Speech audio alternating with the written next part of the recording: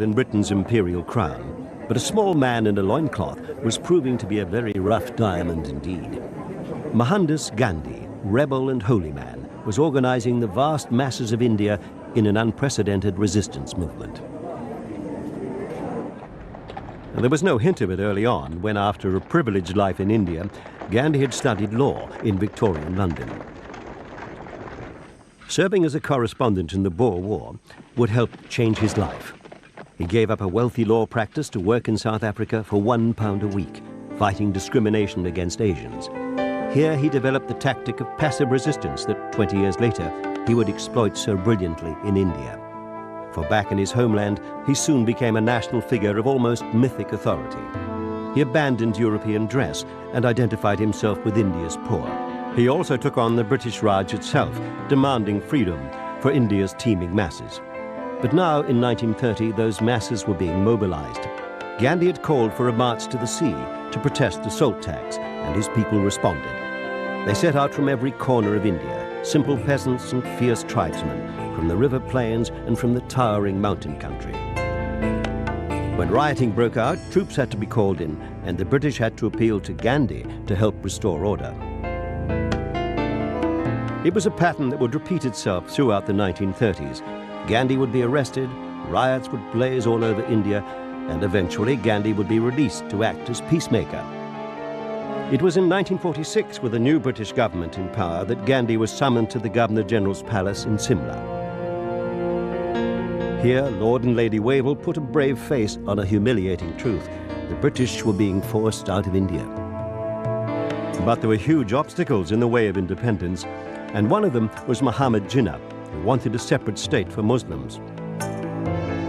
Gandhi, always the idealist, ever the conciliator, tried to persuade his fellow Hindus to grant generous concessions to the Muslim minority. He was given eloquent support by his admirer and great friend, Pandit Nehru, the man who would eventually become India's first Prime Minister. The talks dragged on for nearly 2 years, and still they kept coming. The diplomats and negotiators, the party chiefs and tribal leaders, the appointed spokesman for India's great cauldron of different cultures and different religions. There were ministers from Britain's new Labour government trying to unravel a mess that was not of their making.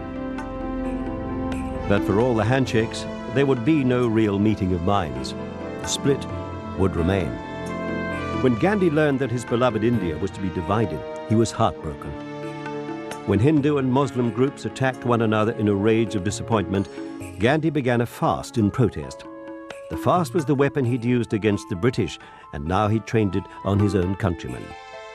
As he neared death, emotional crowds implored him to stop, and in the end he did, but only when the fighting had ended. It would be the last heroic act in the life of the man they called Mahatma, the Great Soul. In January 1948, even as India was being reborn as an independent nation, he was assassinated by a Hindu fanatic who blamed him for the country's partition. Now the Mahatma's countrymen in their grieving millions, Hindus and Muslims, Sikhs and Parsis, were bound together by the enormity of their common loss. A great spirit had moved on. They took the ashes from his funeral pyre and scattered them on the holy river Mother Ganges. It was, Indians believe, both an end and a beginning. Wherever justice and compassion were to be found, the spirit of the Mahatma would live on.